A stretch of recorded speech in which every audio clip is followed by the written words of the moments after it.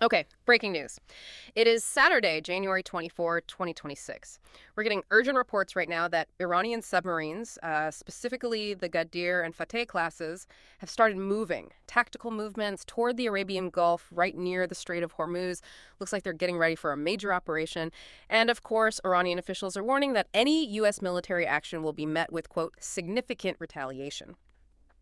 Sources on the ground are indicating they've got plans that could include, well, restricting traffic through the strait. And we have to be clear about the stakes here. The Strait of Hormuz is the world's most critical choke point. We're talking roughly 30% of all seaborne oil trade passing right through that tiny channel. Any disruption, even for a day, means prices are going to shoot up and international markets will feel the shock immediately.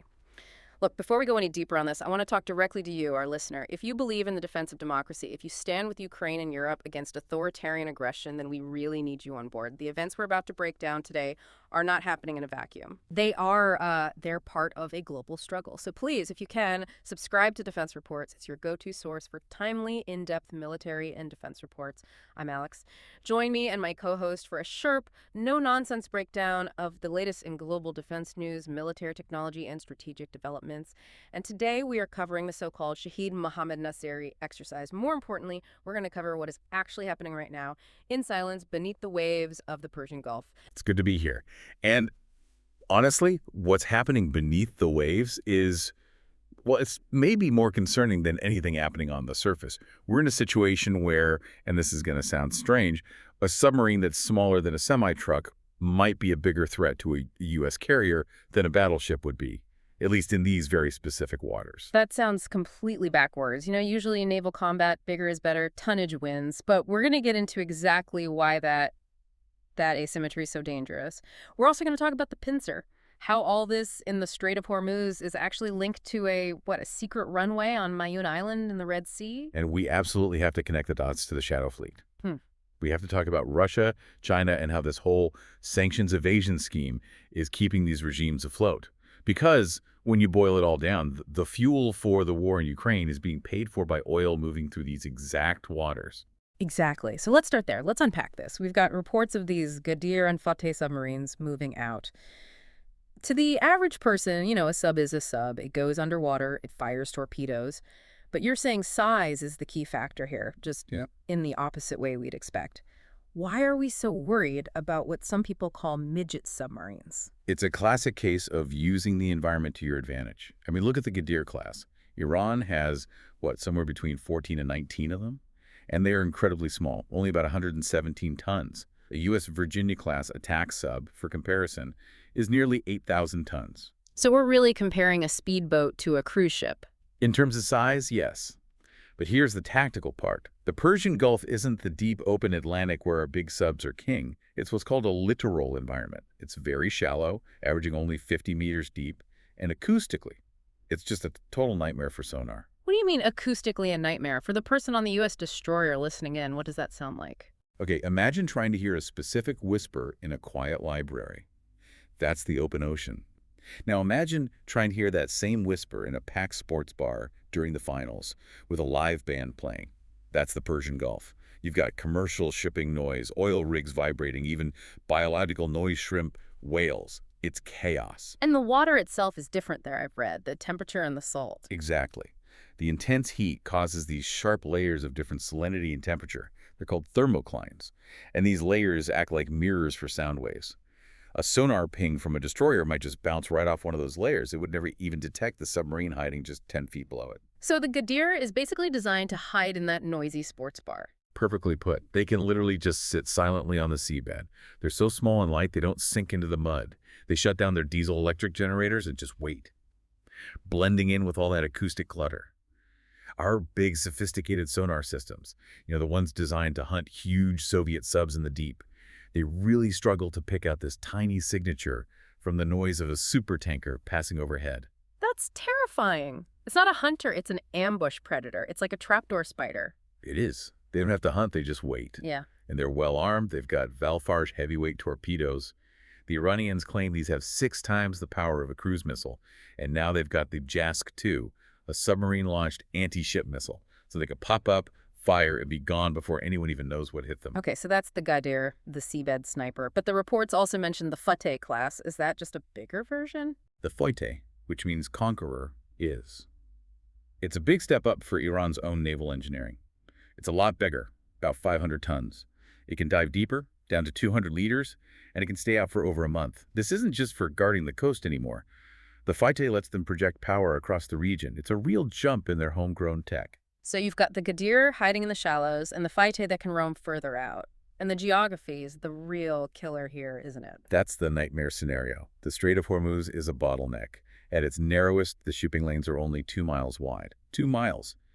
Ships have to pass through these predictable channels. If you park a Ghadir on the seafloor right under that lane, you don't need to be fast. You just need to be there. It basically turns the entire strait into a thinking minefield. Okay, let's zoom out. Why is this kicking off right now, January 24, 2026? What's the context? You have to look back at the timeline.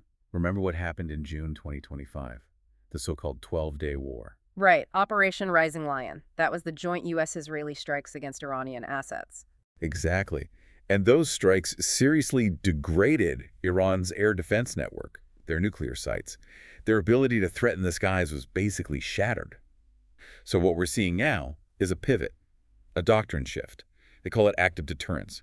Since they can't compete in the air, they're leaning into the one area where they still have an advantage, the subsurface, close to shore. So they're playing the only good card they have left in their hand. It sounds desperate. It is desperate, and that desperation is being fueled by what's happening on the streets in Iran. We're seeing more and more reports of massive internal protests. The regime is facing a real challenge to its authority. And historically, what do authoritarian regimes do when they face collapse at home? They find an enemy abroad. The classic rally round the flag effect. Precisely.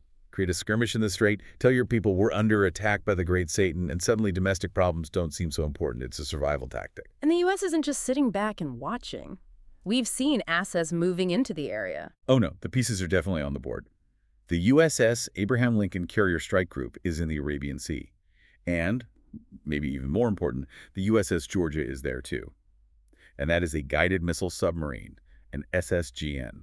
Why is that more significant than a whole carrier group? Because the Georgia carries 154 Tomahawk cruise missiles. That is the firepower of an entire surface fleet, all packed into one stealthy hull. It's the U.S. saying, you want to play a submarine game? Fine, we have bigger, quieter, deadlier subs. 154 Tomahawks, that's an incredible amount of firepower. But here's where it gets even stranger for me, the electronic fog of war. We're not just seeing ship movements, we're hearing about ghost ships and commercial captains getting confused. What's that about? This is the electronic layer of the fight. The UK Maritime Trade Operations, the UKMTO, they've been putting out warnings. They're calling it critical electronic interference. And it seems to be coming from near Bandar Abbas, a major Iranian naval base. Is this just jamming, like turning on a big radio and creating static? It's way more sophisticated. We're talking about a GPS and AI spoofing. AIS is the system ships use to broadcast who and where they are. This interference is creating false targets, false locations. So paint a picture for me. I'm the captain of a supertanker. What am I seeing on my bridge? Okay, you look at your electronic chart. Your GPS says you're right in the middle of the shipping lane, everything's fine. But in reality, your ship has drifted 3 miles north, and you're now in Iranian waters or heading for a sandbar. Or you see a U.S. warship on your screen 10 miles away, but you look out the window with your binoculars and there's nothing but empty water. That is unbelievably dangerous. Yeah. It's like gaslighting an entire navy. It's meant to create chaos.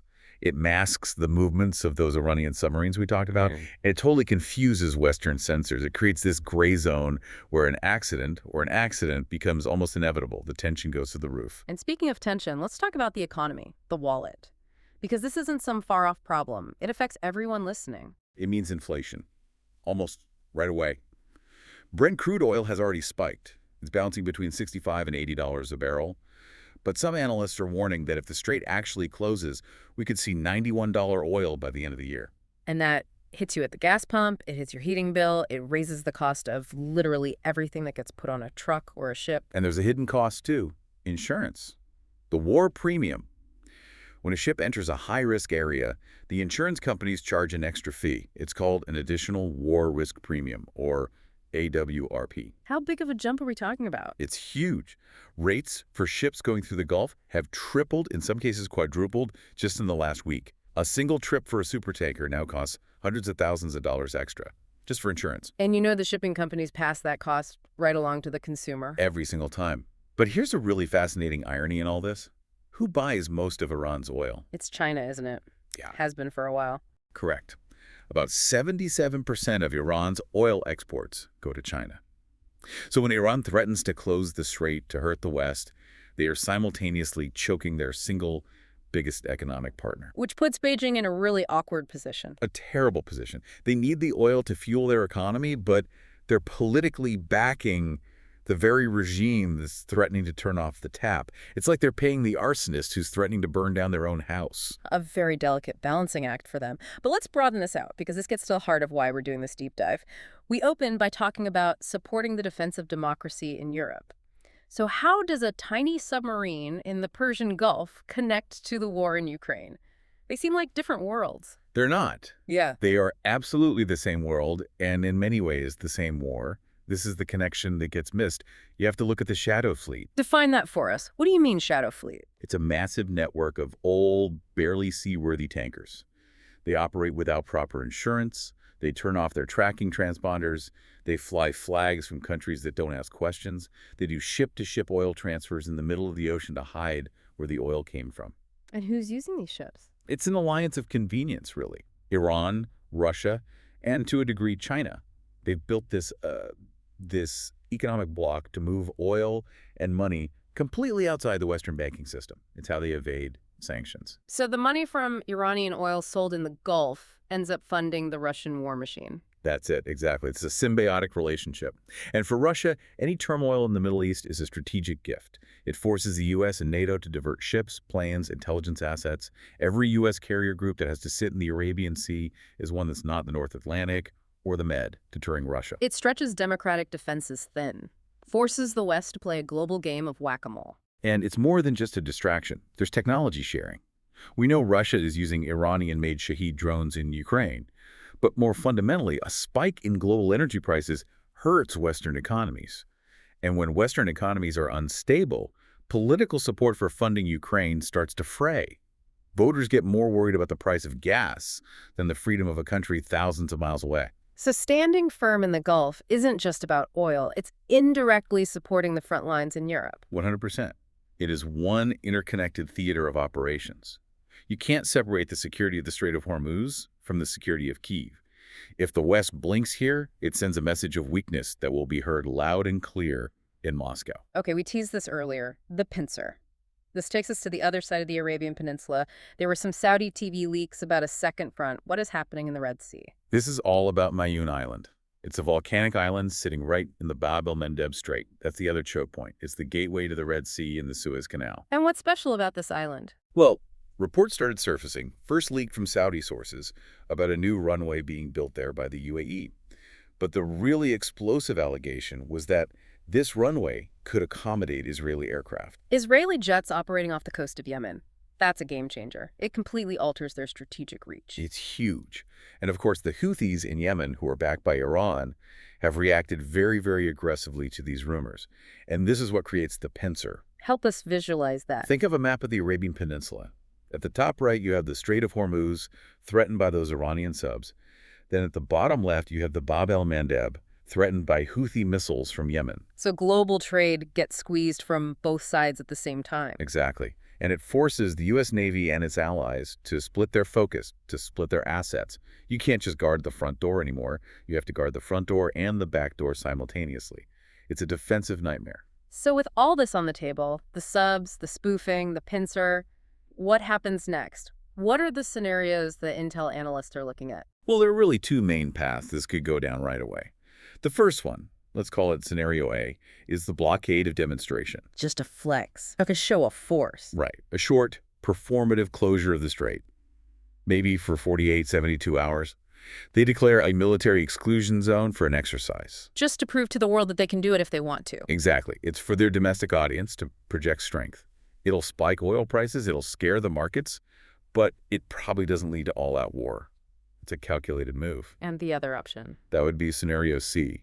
The suicidal option, some are calling it. If the Iranian regime genuinely feels that the protests at home are about to topple them, that they're really collapsing from within, they might play the Samson option. Bring the whole temple down with them. They try to shut the strait down completely, indefinitely. Mine the waters, unleash the subfleet in a massive attack on any ship they see, commercial or military. It would trigger a global economic catastrophe, and their hope would be to force the world to the negotiating table just to get the oil flowing again. That's a truly terrifying thought. We always think of war as something loud, missiles flying, tanks rolling.